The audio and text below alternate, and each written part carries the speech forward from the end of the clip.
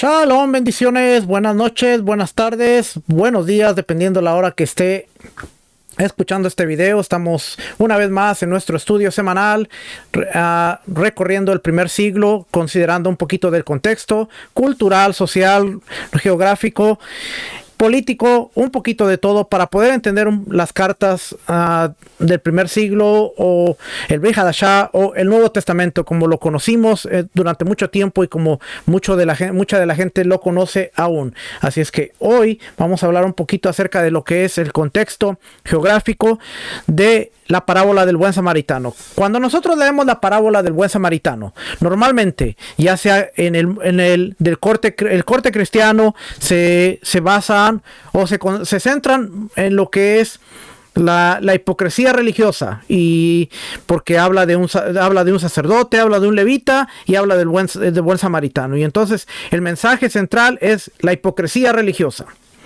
Cuando se pasa a otro lado, ahora a estudiar las escrituras desde el contexto hebreo, pues se le hace énfasis en lo que el sacerdote hizo, en lo que el levita hizo, y en el amor del buen samaritano. Pero ¿cuántos de nosotros nos hemos puesto a pensar qué impacto tenían las palabras de Yeshua? ¿Pudiera haber sido esto un evento que hubiera ocurrido algunas otras veces, y Yeshua está recordándoles y está trayendo a memoria algo que ocurría? Conocemos la ruta de Jericó, que pasaba por Jericó y cruzaba Samaria. Este tipo de cosas tenemos que ponernos a preguntar, porque muchas veces no consideramos dónde estaba diciendo las palabras Yeshua, a quién se las estaba diciendo y cuál era el mensaje principal de esa parábola. Acuérdense, las parábolas eran la herramienta para traer una educación, para traer una enseñanza, y era el método favorito que Yeshua utilizaba. Casi todo el tiempo él enseñaba en parábolas. No era algo de Yeshua, sino es algo dentro de la mentalidad y la cultura judía de la época. Se hablaba en parábolas, se hablaba en proverbios, y entonces siempre tenemos que estar al pendiente. ¿Dónde dijo dónde estaba? ¿A quién se dirigía? ¿Quién era la audiencia? ¿Y cuál es el mensaje principal que Yeshua está transmitiendo? Sí, sabemos que está un sacerdote o un Cohen, está un levita y está un buen samaritano. Entonces ahora tenemos que ver los diferentes aspectos que tienen que ver con esta parábola. Así es que para empezar, vamos a ver parábola del buen samaritano. Lucas, se encuentra en Lucas capítulo 10, del versículo 29 hasta el 37. Vamos a leerla primero y al final la vamos a leer para ver si pudimos entender algo. Lo que vamos a hacer es, vamos a leer el párrafo, vamos a leer la parábola y no vamos a agregar nada, solamente la vamos a leer. Después vamos a ir estudiando cada aspecto, y al final volvemos a leerla y vemos si el contexto geográfico y el contexto cultural hacen un gran cambio a la hora de nosotros leer esto. Así es que por un momento quítese la mentalidad teológica y dogmática, quítesela. Vamos a leer simplemente una historia, ¿okay? Y después le vamos a dar vida a la historia a través de el contexto. ¿Listo? Dice por aquí: respondiendo a Yeshua. Pero vamos a ir un poquito arriba para poder entender dónde entra la parábola. He aquí, cierto intérprete de la ley, de la Torá, se levantó y para poner a prueba al maestro, le dijo: Maestro, ¿qué haré para heredar la vida eterna? Él le dijo: ¿qué está escrito en la ley? ¿Qué está escrito en la Torá? ¿Qué lees en ella? Respondiendo él, le dijo: amarás, Shema Israel, amarás al Señor tu Dios con todo tu corazón y con toda tu alma y con todas tus fuerzas y con toda tu mente. Y después cita Levítico 19, y amarás, Levítico 19, 18, y a tu prójimo como a ti mismo. Entonces Yeshua le dijo: has respondido correctamente, haz esto y vivirás. Pero queriendo él justificarse, el intérprete de la ley se quiere justificar a sí mismo, le dijo a Yeshua: ¿y quién es mi prójimo? La parábola parte de un evento en donde está este intercambio, y le dice: ¿qué haré para ganar la vida eterna? Y Yeshua le dice: ¿qué está escrito en la Torá? Tú debes saberlo bien. que está escrito en la Torá. De los 2 mandamientos depende toda la ley. No es que solo haya 2, pero hay 2 mandamientos de los cuales depende toda la ley. ¿Cuál es? 1, amar al Señor tu Dios con todo tu corazón, con toda tu alma. Sí, de ahí están los primeros 4 mandamientos. Y después amarás a tu prójimo como a ti mismo. ¿Ok? De ahí están los otros 6, desde honrar a tu padre, 5 hasta el 10º. Ok. Pero después el hombre viene y le dice, ¿y quién es mi prójimo? Y ahí es donde sale una parábola de un evento, de ciertas situaciones que eran el diario vivir dentro de esta región. Vamos a ver. Y entonces ahora sí le dice, respondiendo Yeshua le dijo, cierto hombre bajaba de Jerusalén a Jericó. Bajaba. Eso quiere decir que Jerusalén estaba más alto y Jericó es abajo, iba hacia abajo. Esto es importante. Bajaba, cayó en manos de salteadores, los cuales después de despojarlo y de darle golpes, se fueron, dejándolo medio muerto. Por casualidad, cierto sacerdote bajaba por aquel camino, y cuando lo vio, pasó por el otro lado del camino. Del mismo modo, también un levita. Eso quiere decir que si ellos bajaban, venían de Jerusalén, estaban en el templo y venían de Jerusalén. Cuando llegó al lugar, lo vio, pasó por el otro lado del camino. Pero cierto samaritano que iba de viaje llegó a donde estaba. Nota que aquí no dice que bajó, porque el samaritano no venía de Jerusalén. Entonces dice, él iba de viaje. Podía ir a cualquier lugar. Ellos vienen. Bajaba por el camino. También un levita bajaba y que llegó al lugar. Pero el samaritano iba de viaje. Llegó a donde él estaba y cuando lo vio, tuvo compasión. Acercándose, le vendó sus heridas, derramando aceite, y vino sobre ellas, y poniéndolo sobre su propia cabalgadura, lo llevó a un mesón y lo cuidó. Al día siguiente, sacando 2 denarios, se los dio al mesonero, y dijo, cuídalo, y todo lo demás que gastes, cuando yo regrese te lo pagaré. Ahora Yeshua va a hacer una pregunta. ¿Cuál de estos 3 piensas tú? Acuérdense, está hablando con el joven que quiere justificarse. ¿Cuál de estos 3 piensas tú que demostró ser prójimo del que cayó en manos de los salteadores? Y él dijo, no dice samaritano, sino dijo, el que tuvo misericordia de él. Y Yeshua le dijo, ve y haz tú lo mismo. En una enseñanza normal, en una prédica normal, aquí estuviéramos cerrando la Biblia y empezáramos a decir la religiosidad que cega el corazón humano, y le daríamos por allá. Religioso te vuelve frío, religioso mata el espíritu y cosas por el estilo. Hoy no, hoy vamos a estudiar, hoy vamos a ver qué nos dice el texto y qué realmente quería transmitir Yeshua cuando estaba con la audiencia, que escuchó la pregunta del joven y queriéndose justificar le dijo, bueno, ¿y quién es mi prójimo?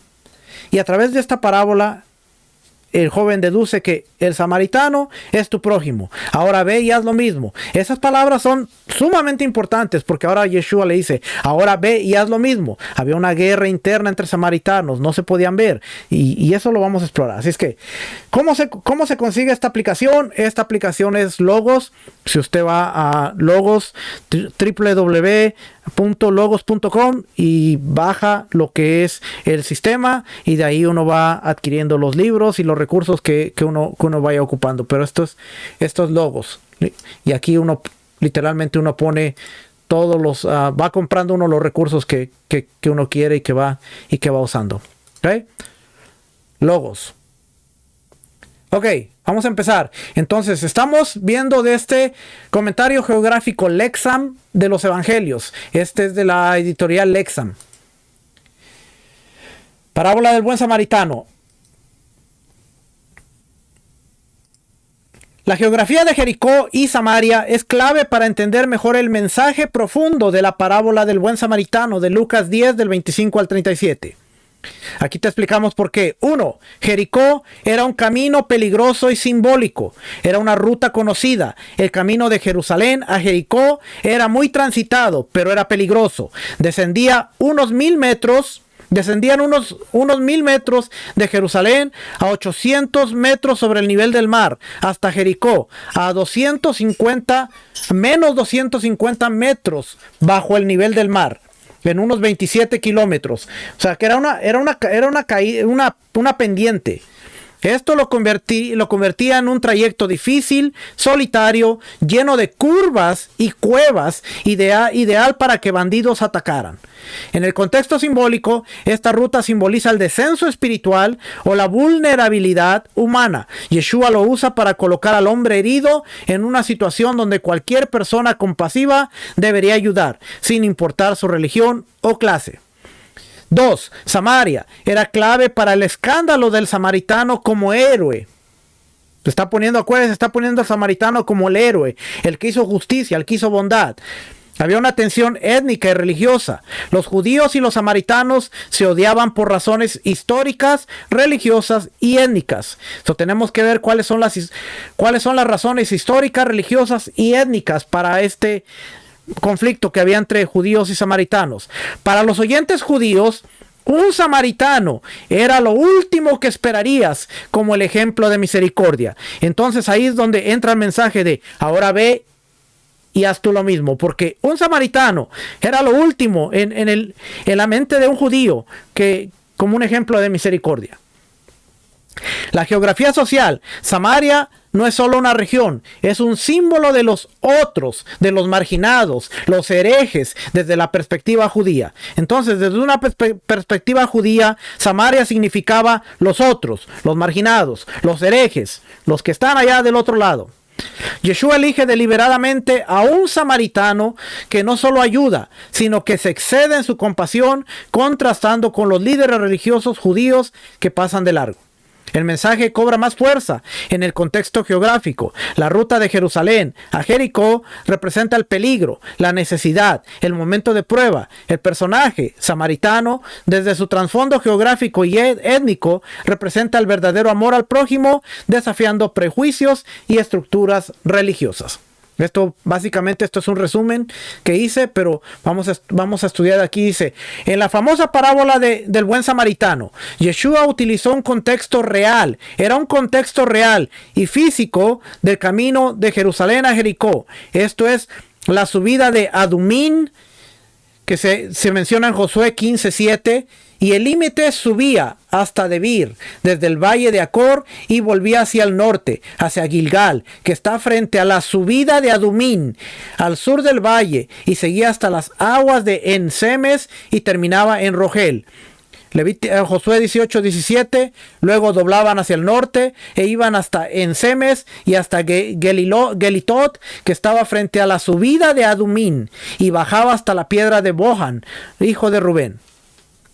También en la guerra de los judíos, en el párrafo 474, nos está hablando de esta subida también. Vamos a ver si lo abrimos aquí. 474, vamos a ver aquí. Vamos a leer hasta el 476. Este lugar dista 150 estadios de Jerusalén y 60 del Jordán. El país hasta Jerusalén es desierto y pedregoso, pero el que llega hasta el Jordán y el lago Asfaltitis es más bajo, aunque igualmente desierto y estéril. Pero baste lo dicho acerca de Jericó y de la gran felicidad de su situación. También merece la pena de describir la naturaleza del lago Asfaltitis. Es, como ya lo he dicho, amargo e infructuoso. Es tan ligero o espeso que soporta las cosas más pesadas que se arrojan en él. Ni es fácil para nadie hacer que las cosas se hundan hasta el fondo si tuvieran intención de hacerlo. Entonces nos está hablando de parte de ese lugar. También este libro es Antigüedades de los Judíos, en el párrafo 69 también nos está hablando del lugar. Como trasfondo de una parábola, ilustrando, acuérdense, está en el contexto real del camino de Jerusalén, como trasfondo de una parábola, ilustrando las acciones que implican ser un verdadero prójimo. La subida de Adumín, que es un pase desde el valle del Jordán hacia las colinas de Judá, posiblemente de la parábola del buen samaritano. Y aquí encontramos que está Jerusalén, y aquí está Jericó, y aquí está Samaria, todo el camino. Viaje final de Yeshua hasta Jerusalén, él está en Capernaum, viene en Samaria, y después tiene que pasar, y aquí está Jericó. Y aquí vamos a ver la bajada. Vamos a seguir. La subida de Adumim es una ruta bien conocida que conecta Jerusalén con Jericó. La subida está signada por un risco continuo que desciende del lado oriental del Monte de los Olivos, justo al sur del Hospital Augusta Victoria, y continúa pasando la moderna Maale Adumim hacia Jericó encima de Wadi Kelt. Quiere decir que Yeshua está en Capernaum, está en Galilea, Nazaret. Todo este camino viene a Samaria y después baja, y aquí está la subida. Aquí está Jerusalén y aquí está Jericó. La parábola se está desarrollando en alguna de estas áreas. Aquí está Jerusalén, aquí está el Monte de los Olivos, aquí está Jericó, lo que le estaba diciendo sobre el nivel del mar, debajo del nivel del mar, 250 metros debajo del nivel del mar, y esto es el camino, Jerusalén. Por eso dice, venía bajando, todo este era el camino, Jerusalén estaba arriba y tenían que bajar hasta llegar a menos 720 pies debajo del nivel del mar. Aquí la vemos más clara, la imagen. Así es que aquí está el nivel del mar, aquí está Jericó, lo vemos que está debajo del nivel del mar, y aquí está cuando la parábola describe Jerusalén, el Monte de los Olivos está un poquito más alto, este es el Valle del Kidrón, y aquí nos dice, la parábola dice, venía bajando, literalmente venía bajando un sacerdote, y luego venía bajando un levita. El samaritano nos dice, iba de viaje, no nos dice si bajaba, subía, no nos dice nada más. Este es el perfil de elevación de Jerusalén a Jericó. Jerusalén aquí arriba, Jericó aquí abajo. La subida de Adumín conectaba Jerusalén y Judea con las comunidades judías en Perea, Galilea, lo cual la habrá convertido en un lugar lógico para el accionar de bandidos, un paso principal para levitas y sacerdotes, y tal vez una ruta improbable para un samaritano. O sea que entonces ahora Yeshua está agregando un elemento a un especial. Era una ruta improbable. El hecho de que un samaritano pasara por ahí es ganarse la lotería de 1 entre 1 millón. Era improbable para un samaritano, pero era un lugar lógico para levitas. Era el paso principal para levitas y sacerdotes. ¿Por qué? Porque los levitas y sacerdotes subían todo el tiempo a Jerusalén. Los samaritanos no subían a Jerusalén. Así es que esta ruta era principal para sacerdotes, para Cohen, para sacerdotes, los Kohanim, los levitas, pero un samaritano era muy improbable que estuviera ahí. Ahora lo encontramos dentro de la parábola de Yeshua, queriéndonos mostrar un mensaje más allá de los personajes, el mensaje final que iba a proyectar. Nos está describiendo, o les está describiendo a la audiencia, literalmente un camino bien conocido para el Cohen, bien conocido para el levita, bien conocido para los peregrinos que subían todo el tiempo a Jerusalén, y para decir, pero tú estás diciendo que un samaritano, ¿qué tanta probabilidad había de que un samaritano estuviera ahí? Bueno, Yeshua lo menciona y dice, hay un samaritano ahí. El contexto geográfico ahora nos pone a preguntarnos más cosas allá de solamente leer la parábola, concentrarnos en el sacerdote, levita, y el amor, y la hipocresía de lo que unos no hicieron, y la bondad de lo que el otro hizo. Sí, es un tema que está ahí. Sí, es principal. Yo no le estoy restando importancia, pero me estoy enfocando en todo lo que Yeshua estaba tratando de comunicar para la audiencia que conocía el camino, conocía la ruta, conocía quiénes transitaban y conocía qué probabilidades había de un samaritano. Había una lucha interna entre ellos. Los samaritanos no se podían ver con los judíos. Entonces ahora hay muchos elementos a considerar en esta parábola. Vamos a seguir leyendo por acá.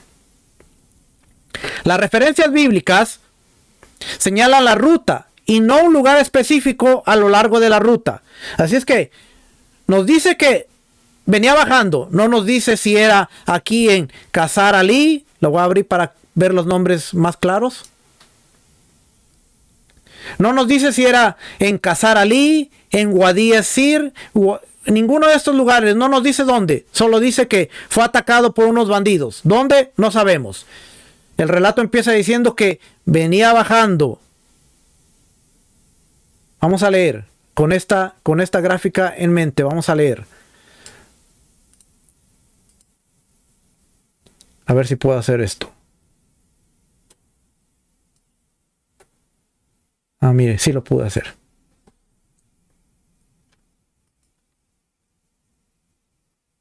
No. Ok. Cierto hombre bajaba de Jerusalén a Jericó. La gente se está pensando, ok, conocemos la ruta, está bajando. Y cayó en manos de salteadores, los cuales después de despojarlo y darle golpes, se fueron dejándolo medio muerto. No nos dice exactamente dónde estaba. Por casualidad, cierto sacerdote, esta palabra de casualidad está de más, porque sabemos y acabamos de leer que era una ruta principal para los Kohanim, los sacerdotes y los levitas. Por casualidad, cierto sacerdote bajaba por aquel camino, venía el Cohen, había terminado quizás su servicio en Jerusalén, había oficiado durante la semana y bajaba. Después el levita también había oficiado y bajaba y venía bajando y se lo encontraron. ¿Dónde? No nos dice. Solo dice que ahí estaba. Señala la ruta y no lugar específico a lo largo de la ruta. Pero la parte más notable de la ruta está marcada por una serie de edificaciones tardías, construidas en la cima de un punto elevado, donde la rica está asignada especialmente por rayas rojas de piedra caliza senoniense, que parece haber dado el nombre de la ruta. Dice la edificación bizantina conocida como Posada del Buen Samaritano, Khan el Armar. ¿Dónde está Khan el Armar? Tengo que volver aquí nuevamente.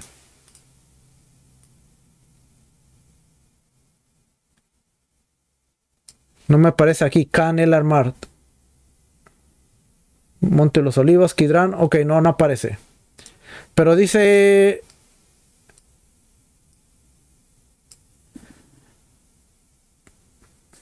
Khan el Armar, la cual conmemora la parábola del buen samaritano. Aunque el mensaje sea una parábola e indique que la posada estaba realmente en Jericó y el tour cruzado Maledodinien o Castillo Sinterne. Esto se encuentra en página 86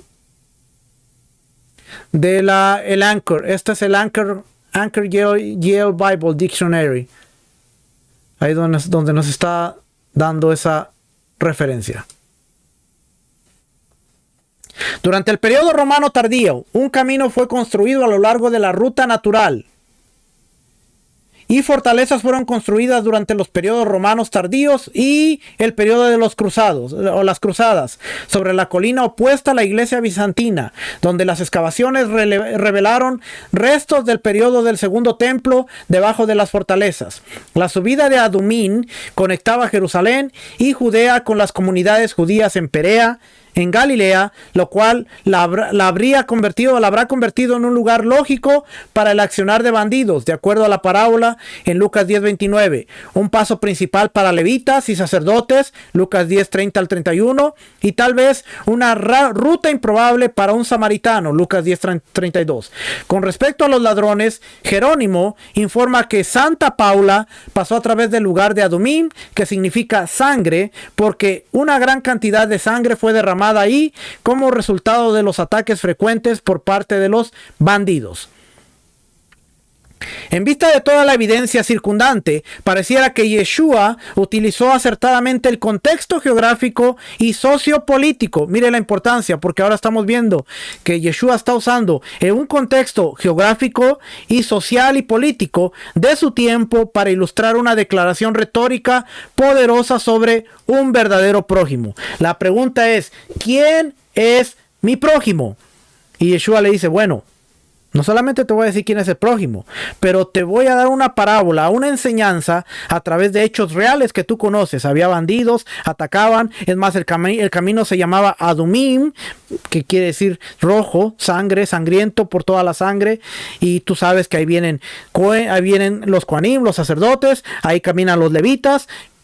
Y entonces ahí vamos a poner esta enseñanza, un contexto geográfico, un contexto sociopolítico, y ahora el mensaje de Yeshua entra perfectamente dentro de lo que es la enseñanza de quién es mi prójimo.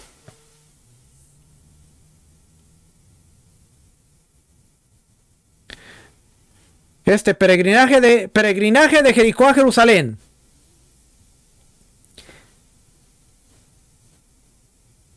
En el hemisferio norte, cada primavera, la semana anterior a Pascua, las iglesias cristianas se reúnen para celebrar el Domingo de Ramos. Ese día los creyentes conmemoran la entrada triunfal de Yeshua en Jerusalén, pocos días antes de su crucifixión.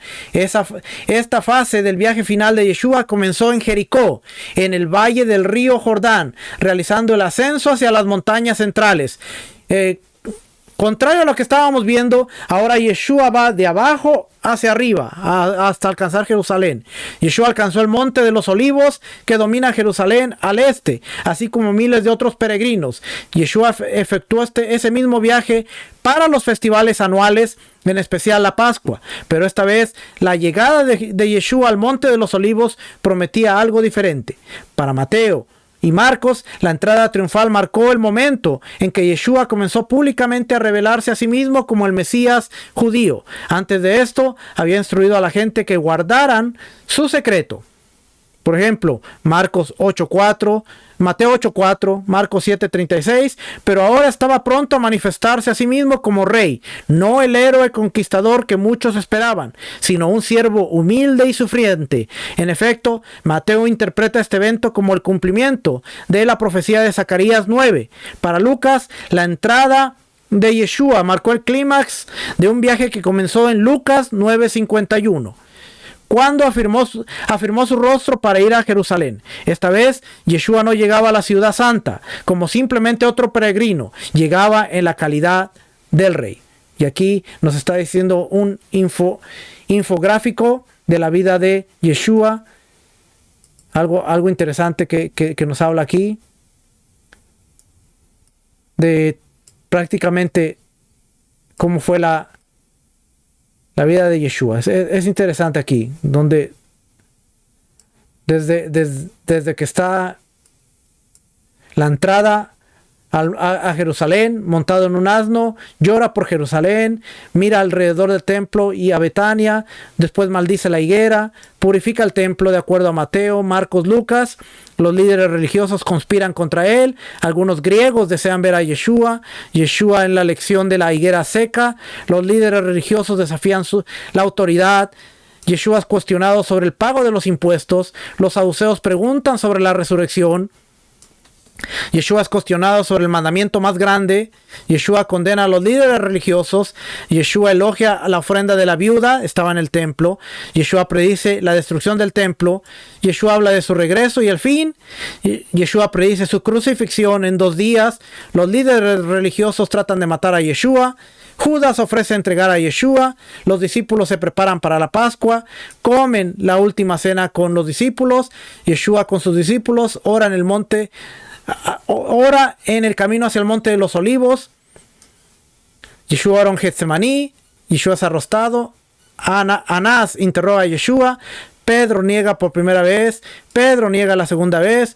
Pedro niega la tercera vez. Aquí está el gallito. Para los que hemos estudiado, este no debería ser un gallito, pero en fin. Anás envía a Caifás. Los soldados se burlan de Yeshua, lo golpean. El Sanedrín golpea a Yeshua. Judas se ahorca. Pilato interroga a Yeshua. Yeshua aparece ante Herodes Antipas. Pilato ofrece liberar a Yeshua. Los soldados romanos azotan a Yeshua. Pilato interroga a Yeshua. La multitud exige la crucifixión. Pilato interroga por segunda vez a Yeshua. Pilato entrega a Yeshua para ser crucificado. Los soldados romanos se burlan. Yeshua es llevado para ser crucificado. Simón de Cirene lleva la cruz. Las mujeres Yeshua habla a las mujeres que lloran.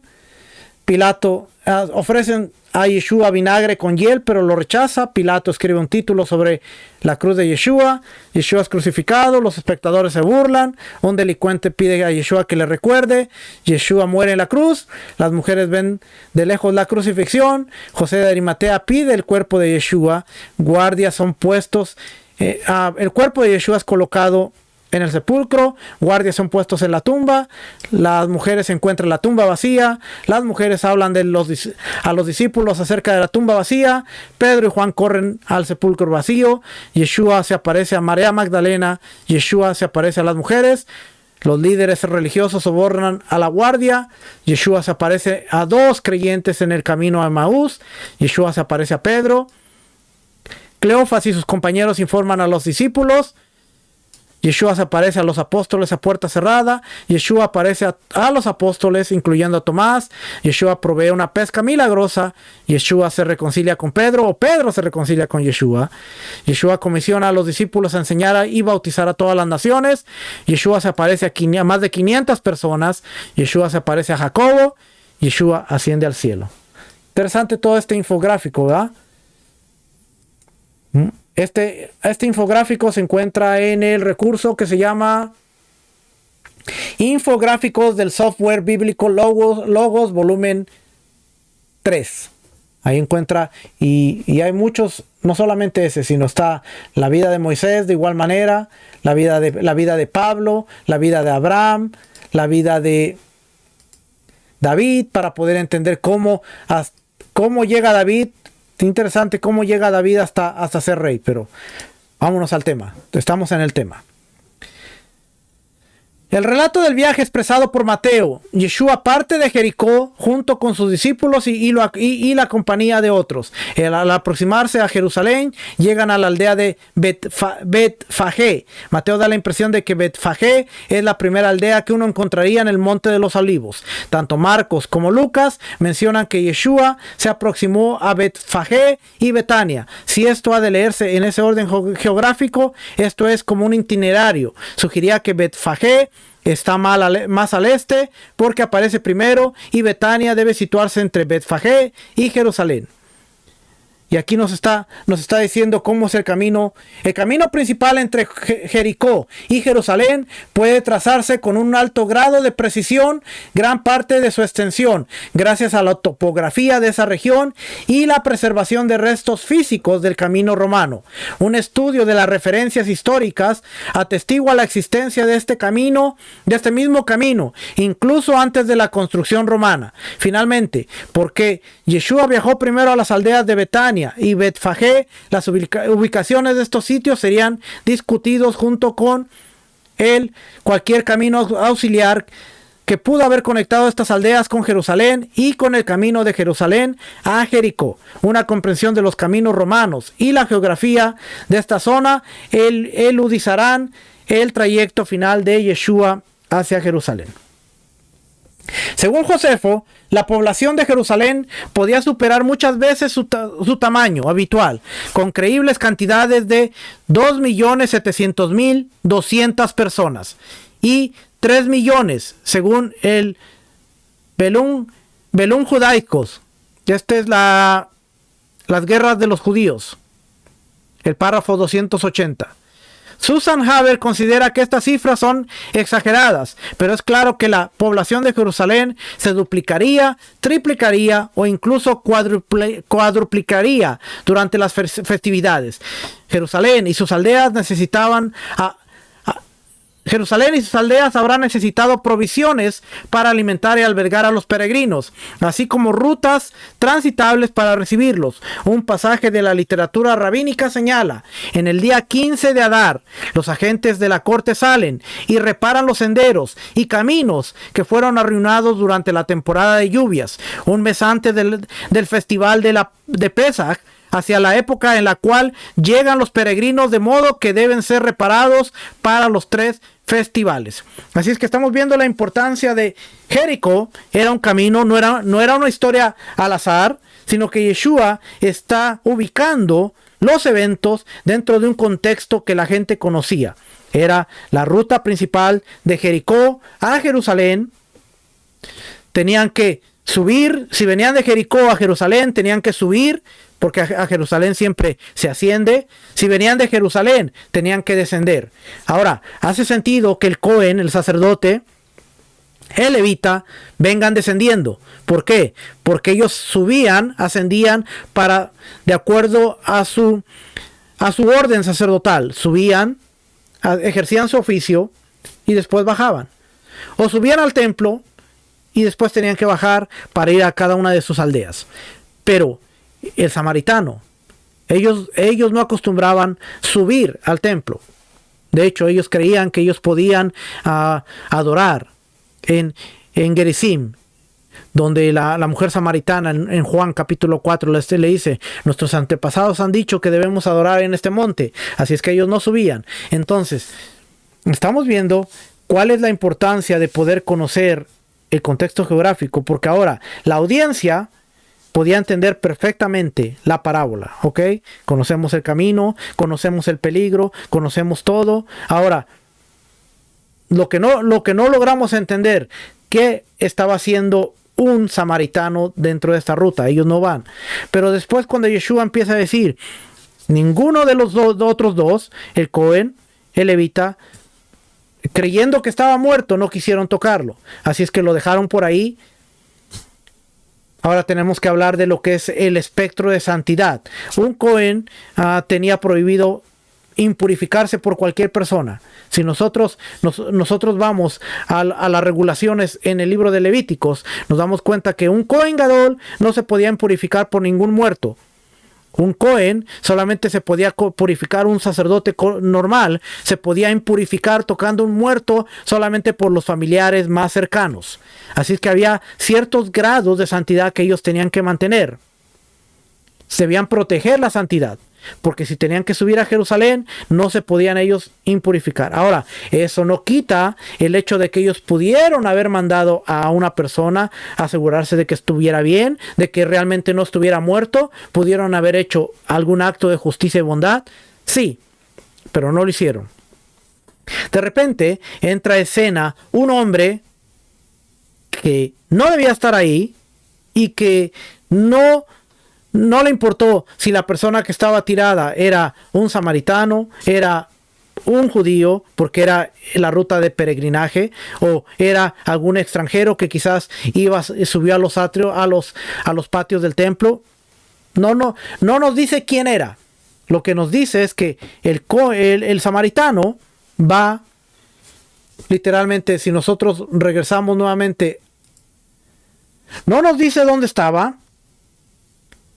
No nos dice dónde estaba, pero si nosotros regresamos aquí, no nos dice dónde estaba, pero sí nos dice literalmente que él bajó a Jericó. Vamos a leerlo aquí. Déjenme ver si dejo la grafiquita esta por aquí. Y abrimos la Biblia. Y se perdió la gráfica. Ok. Entonces dice: por casualidad cierto sacerdote bajaba por aquel camino, y cuando lo vio pasó por el otro lado del camino. Él venía por aquí, pasó del otro lado. Del mismo modo, también un levita, cuando llegó al lugar, lo vio y pasó por el otro lado del camino. Pero cierto samaritano, aquí dice Mateo 10:5. A estos dos envió Yeshua después de instruirlos diciendo: no vayas por el camino de los gentiles y no entréis en ninguna ciudad de los samaritanos. Ve, aún el mismo Yeshua, cuando él los manda, le dice: no entren con los samaritanos. Lucas 9:52. Y envió mensajeros delante de él, y ellos entraron en una aldea de los samaritanos para hacerle preparativos, cuando él va a estar en Pesaj. De hecho, hay una historia interesante aquí. Dice: envió mensajeros delante de él, no lo reciben, y aquí es donde Jacobo y Juan manda: Señor, Jacobo y Juan, Señor, ¿quieres que mandemos que descienda fuego y los consuma? ¿Por qué? Porque ellos no lo aceptaron. Sucedió que cuando se cumplían los días de su ascensión, él con determinación afirmó su rostro para ir a Jerusalén. Ve, él iba a subir. estaban abajo. Envió mensajeros delante de él y ellos fueron y entraron en una aldea de los samaritanos para hacerles preparativos. Pero no le recibieron porque sabían que habían determinado ir a Jerusalén. Al ver esto, sus discípulos, Jacobo y Juan, dijeron: Señor, ¿quieres que mandemos que descienda fuego del cielo y los consuma?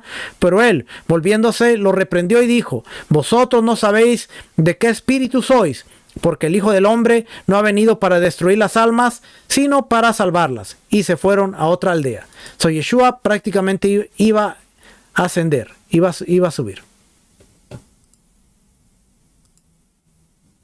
Entonces dice: pero cierto samaritano que iba de viaje llegó a donde él estaba, y cuando lo vio en alguna parte de esta ruta, lo vio, tuvo compasión. Acercándose, le vendó sus heridas y derramando aceite y vino sobre ellas, y poniéndolo en su propia cabalgadura, lo llevó a un mesón y lo cuidó. Al día siguiente, sacando 2 denarios, se los dio al mesonero y dijo: cuídalo, y todo lo demás que gastes cuando yo regrese te lo pagaré. Así es que había un mesón, tampoco nos dice dónde, no nos dice si fue en Jericó, que podría estar aquí abajo, no nos dice, pero se supone que era una ruta larga. Tenía que haber mesones para que la gente no estuviera en el camino y fuera atacada y tuvieran el mismo problema del cual está describiendo Yeshua. Pero interesante, porque ahora vemos que la gente se estaba imaginando esta ruta cuando Yeshua les está hablando. Se están imaginando al Cohen que quizás baja de su servicio, al levita que quizás baja después de su servicio y tienen que mantener el espectro de santidad, y a un hombre que está moribundo. El Cohen no sabe si está muerto, el levita no sabe si está muerto, pero ellos tratan de evitar impurificarse con una persona muerta. Algo que no es que sea del todo correcto, pero hay un contexto. Si es que la próxima vez que cuando usted escuche decir: no, es que la hipocresía religiosa te vuelve como el sacerdote, te vuelve como el levita. Bueno, hay un oficio y hay una función. Y dentro del oficio y la función, tanto el Cohen como el levita tenían que mantener la santidad. Así es que había una razón. Eso no los exime a que podían hacer justicia y bondad de otra manera. Claro que sí, lo podían hacer. No los estoy excusando para que al rato no vayan a decir: pues ahora está diciendo que está bien. No, había otra forma de hacer justicia y bondad. Pero también no podemos pasar por alto los grados de santidad que ellos tenían que mantener. ¿Ok? Entonces, si regresamos aquí a estos puntos claves. El camino de Jericó a Jerusalén estaba cargado con miles de peregrinos, una vez al año o 3 veces al año, porque tenían que subir a Pesach, Shavuot y también a Sukkot para celebrar la Pascua. Después venía Shavuot y después venía Sukkot, que son las 3 fiestas de peregrinaje. Estos peregrinos enfrentarían un cambio de elevación de alrededor de 3.370 pies. 1025 metros sobre el curso de 14.5 millas. Eso quiere decir que la ruta que le enseñé solo era de 14.5 millas o 23.3 kilómetros. No era larga, pero era una pendiente. Era una subida. Interesante, ¿va? Entonces vamos a leer aquí. Además de los caminos, los evangelios ofrecen pistas de que Jericó era una parada importante en el peregrinaje hacia Jerusalén. O sea, que quiere decir que cuando ellos subían, normalmente ellos se quedaban en Jericó, que era lo más bajo, después para subir. Esto es confirmado por Josefo, quien informa que entre los logros de edificación de Herodes, el rey erigió otros lugares en Jericó, también entre la ciudadela de Cipro y el palacio anterior, los cuales eran mejores y más útiles que los anteriores para los viajeros. Esto se encuentra en Belún, las guerras de los judíos, en el párrafo 407. Vamos a ver aquí, vamos a ver si lo abre. Guerra de los judíos, párrafo 407. Vamos a leer el 408, a ver qué nos dice por ahí. 407 y 408. Pero el rey erigió también otros lugares en Jericó, entre la ciudadela Cipros y el antiguo palacio, mejores y más útiles que los primeros para los viajeros, y les dio nombre de los mismos amigos suyos. Para decirlo todo de una vez, no había ningún lugar en su reino apto para el propósito que se le permitiera estar sin algo que fuera para el honor de César. Acuérdese, este es Herodes, está construyendo todo para darle honor a César. Y cuando había llenado su propio país con templos, derramó las marcas igualmente abundantes de su estima en su provincia y construyó muchas ciudades que llamó Cesareas, como la Cesarea de Filipos y la Cesarea Marítima. Y cuando observó que había una ciudad junto al mar que estaba muy deteriorada, su nombre era Torre de Estrato, pero que el lugar, por la felicidad de su situación, era capaz de grandes mejoras. Por su liberalidad, la reconstruyó toda de piedra blanca y la adornó con varios palacios muy espléndidos, en los que demostró especialmente su magnanimidad. Nos está diciendo que construyó lugares en Jericó, porque era un lugar importante en la peregrinación. Entre los diversos peligros enfrentados por los viajeros, los bandidos implicaban la amenaza más grave, o sea que era una amenaza muy popular. Haber enumeró diversos relatos de peligros encontrados por los peregrinos. Este libro no lo tengo, así que no me lo cita, se lo debo, pero dice haber enumeró diversos relatos. Déjenme ver si puedo encontrar la referencia por aquí.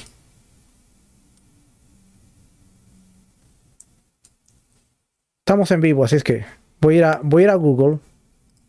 Aquí, ¿dónde más? A ver si me da una referencia de cuáles son los peligros encontrados por los peregrinos. Yo sé que esto lo hubiera buscado antes, pero estamos estudiando juntos, así es que...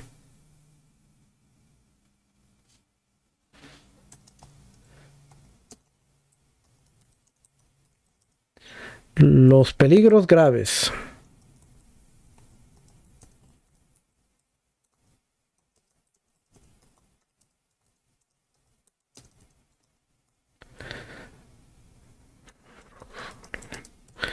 Haga su tarea, valídelo. Ok, aquí me está dando...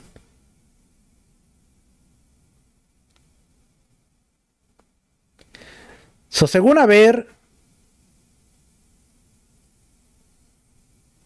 hay 5. Ahora estoy buscando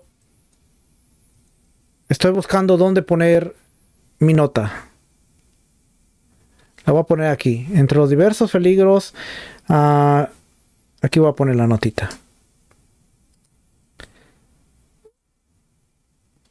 Aquí usted está viendo cómo es el proceso de estudio. Valídelo. Pero aquí están.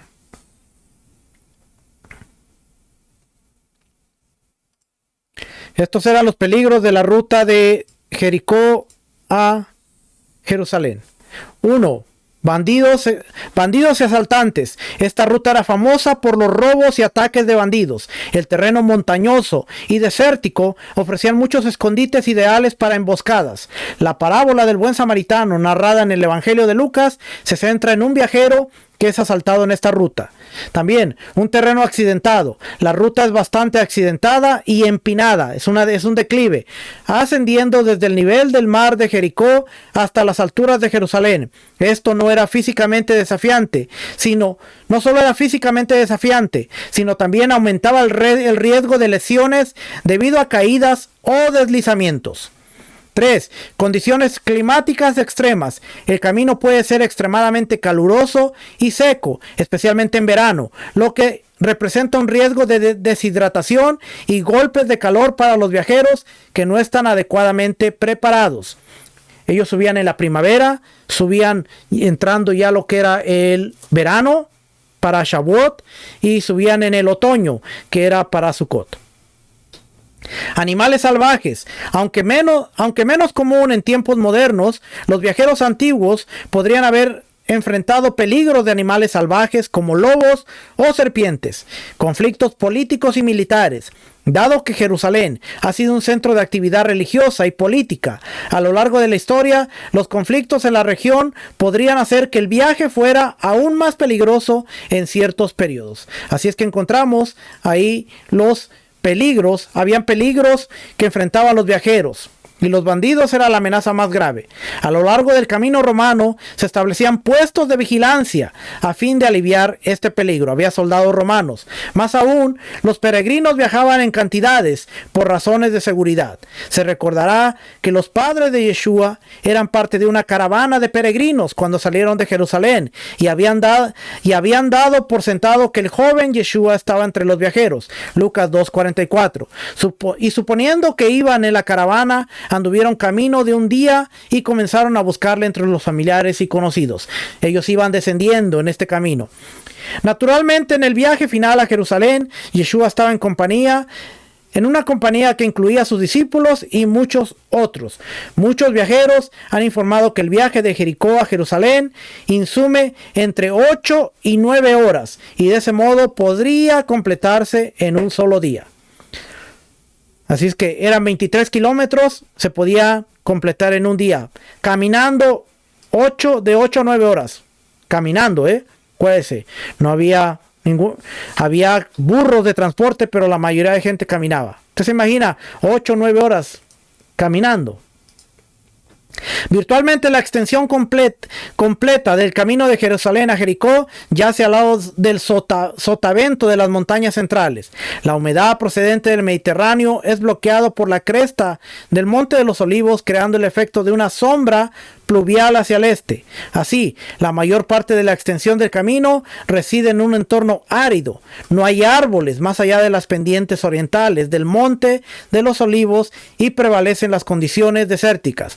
El camino desde Jericó hacia Jerusalén por lo general corre de noreste a sudoeste, desde los palacios de Herodes el Grande en Jericó, donde el cual descarga desde los montes de Judea a la esquina noreste del muro de la ciudad de Jericó. La totalidad del camino romano mide aproximadamente 14.5 millas, 23,3 kilómetros.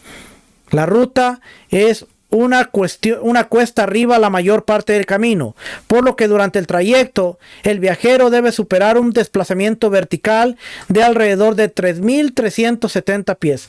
¿Usted se imagina lo que es subir o literalmente escalar 3.370 pies en un transcurso de 8 o 9 horas? Chávez, no consideramos toda esta información, pero el monte del templo en Jerusalén se asienta en una elevación de aproximadamente 2.450 pies, 2.450 pies por encima del nivel del mar, mientras que las cumbres del Monte de los Olivos están entre 2.640 y 2.710. Jericó, por otra parte, yace alrededor de 720 pies bajo el nivel del mar, en el valle del Rif del Jordán. Muchos viajeros han informado que el viaje de Jericó a Jerusalén insume entre 8 y 9 horas y de ese modo podía completarse en un solo día. Y nuevamente aquí, si abrimos este mapa, vemos que Jericó literalmente está debajo del nivel del mar, 720, y de ahí la cuesta que se subía entre 8 y 9 horas. Y dentro de este camino había cuevas, había peñascos, había muchos lugares donde los bandidos se escondían y literalmente atacaban a las personas. Vamos a ver algo más que encontramos aquí. Este es el Quadi El. Literalmente esta es parte del camino. Aquí ve el camino. Va subiendo. Y montañas. Y esto es todo lo que ve.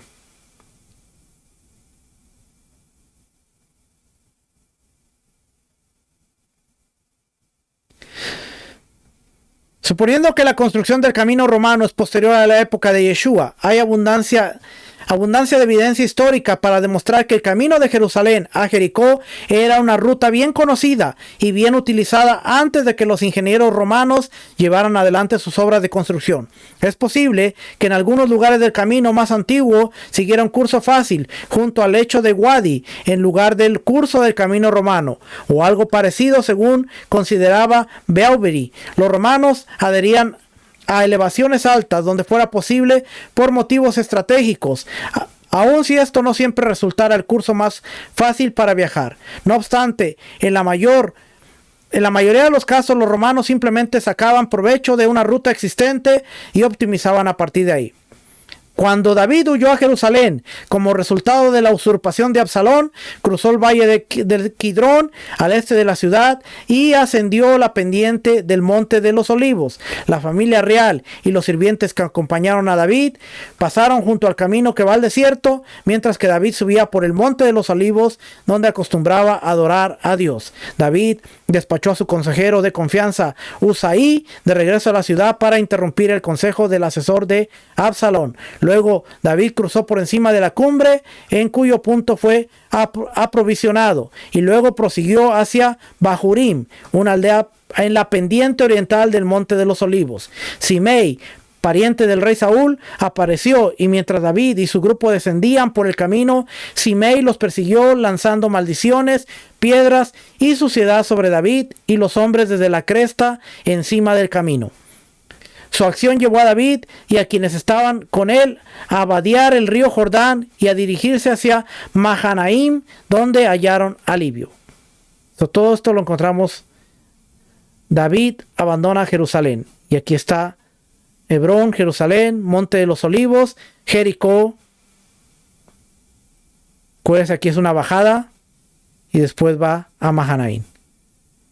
Así es que algo cortito, llevo una hora, pero para que usted se dé cuenta de que muchas veces nos centramos en un mensaje espiritual. ¿Qué significa la parábola del buen samaritano? No, el orgullo, la soberbia, y está bien, no está mal, pero cuando ponemos las palabras de Yeshua en el contexto geográfico, social, político, la audiencia entendía perfectamente el mensaje, y por eso cuando el hombre le dice, ¿quién de ellos actuó con misericordia? ¿O quién de ellos es el prójimo? Él dijo, el que hizo misericordia. ¿Por qué no dijo el samaritano? Porque ya con el simple hecho de Yeshua relatarles esta parábola y poner al samaritano como el bueno, como el que encontró al moribundo, como el que lo cuidó, lo atendió, lo llevó al mesón, pagó, y todavía dijo, si mañana regreso y si hace falta más dinero lo pago. Era diciéndole al que quería justificarse, ¿quién es mi prójimo? Aquel que quizás tú has ignorado. Aquel que quizás sabiendo hacerle lo bueno y ayudarle, no lo hiciste. Así es que el mensaje de Yeshua va más allá de centrarnos solamente en lo legalista, en lo duro que te puede volver la religión, porque ese es el mensaje muy común. No, es que los religiosos actúan así. Hay muchos religiosos que dan el corazón. Hay mucha gente que no es religiosa, pero que hace las cosas solamente para ser vistas. Y a veces es más feo hacer algo solamente para ganar popularidad y para ser visto, que no hacer nada y considerarte religioso. Yo pienso que tenemos que tener un balance. Y sí, si vamos a ayudar al prójimo, vamos a hacer justicia, vamos a hacer bondad. Mira, familia, que tu mano derecha no sepa lo que está haciendo la izquierda. Muchas veces queremos justificarnos. ¿Quién es mi prójimo? No, es que mi prójimo es aquellos que guardan Torah. Mi prójimo es aquellos que están en convenio. Y sí, la Torah te enseña que todos aquellos que están dentro del convenio son tu prioridad. Pero también hay gente que está allá afuera. Y son aquellos a los que debemos extenderle justicia y bondad. Así es que la geografía de Jericó era importante. El camino, la ruta, dice, venían bajando. Ahora yo pude mostrarles con este contexto geográfico, contexto social, y contexto político que la metáfora, la parábola de Yeshua tenía más allá que solamente hablar de un sacerdote y de un levita, sino tenía la intención de que toda la audiencia completa supiera que podemos hacer justicia y bondad aún en los lugares menos esperados. Porque si nosotros no lo hacemos, Dios siempre va a tener a alguien que sí lo haga. Y lo que vamos a hacer es que nos vamos a perder la bendición de poder ser una luz en medio de una necesidad. Este fue el contexto geográfico, social, de la parábola del buen samaritano. Déjeme saber en sus comentarios qué le pareció y si después de haber estudiado todo esto, vamos y hacemos el ejercicio de decir, vamos a leer desde nuevamente, y he aquí, vamos a leer desde aquí. En aquella misma hora, él se regocijó mucho en el espíritu de Dios y dijo: te alabo, Padre, Señor del cielo y de la tierra, porque ocultaste estas cosas a sabios y a inteligentes y las revelaste a niños. Sí, Padre, porque así fue de tu agrado. Todas las cosas me han sido entregadas por mi Padre, y nadie sabe quién es el Hijo sino el Padre, ni quién es el Padre sino el Hijo, y aquel a quien el Hijo se lo quiera revelar. Volviéndose hacia los discípulos, les dijo aparte: dichosos los ojos que ven lo que vosotros veis, porque os digo que muchos profetas y reyes desearon ver lo que vosotros veis y no lo vieron, y oír lo que vosotros oís y no lo oyeron.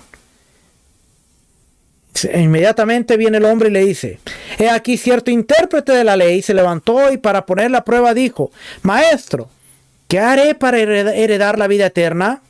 Acuérdese, él es un intérprete de la Torá, sabe la Torá, vive la Torá, camina la Torá, pero en la aplicación práctica de dar amor al prójimo se le había olvidado algunas cositas. Él le dijo: ¿qué está escrito en la Torá? ¿Qué lees en ella? Respondiendo él le dijo: amarás al Señor tu Dios con todo tu corazón y con toda tu alma y con toda tu fuerza y con toda tu mente, y a tu prójimo como a ti mismo. Entonces Yeshua le dijo: has respondido correctamente, haz esto y vivirás. ¿Por qué? Porque en Levítico 18:5 dice: por tanto, guardaréis mis estatutos y mis leyes, por los cuales el hombre vivirá, si los cumple. Yo soy el Señor. Solo estaba citando Levítico. Acuérdese, él era un conocedor de la Torá. Pero queriendo justificarse el hombre, queriendo él justificarse a sí mismo, le dijo a Yeshua: ¿y quién es mi prójimo? Respondiendo Yeshua le dijo: cierto hombre bajaba de Jerusalén. Tú eres intérprete de la ley, conoces las leyes de santidad, conoces el camino de peregrinaje, conoces el contexto, conoces todo. A ti te voy a hablar en términos que tú conoces. Cierto hombre bajaba de Jerusalén a Jericó, cayó en manos de salteadores, los cuales después de despojarlo y darle golpes, se fueron dejándolo medio muerto. Por casualidad, que no era tanta casualidad, pero por casualidad, cierto sacerdote bajaba por aquel camino, y cuando lo vio, pasó por el otro lado del camino. Pues está medio muerto. Si el Cohen revisaba y no estaba muerto, salvaba una vida y no se impurificaba. Exacto, pero el Cohen pasó del otro lado. Dijo: por si sí o por si no, yo evito. Mala de él. Nuevamente le repito, no estoy justificando, pero se estaba escudando en yo tengo que mantener mi santidad. Y mejor me voy para aquel lado. Porque si está muerto y lo toco, me impurifico. Pero ¿qué tal si vas y lo tocas y no está muerto? Salvas una vida. Okay, no lo hizo. Entonces dice: del mismo modo, también un levita, que no podía contaminarse con muerto para subir al templo. Cuando llegó al lugar, él también venía bajando. Acuérdense, venían bajando.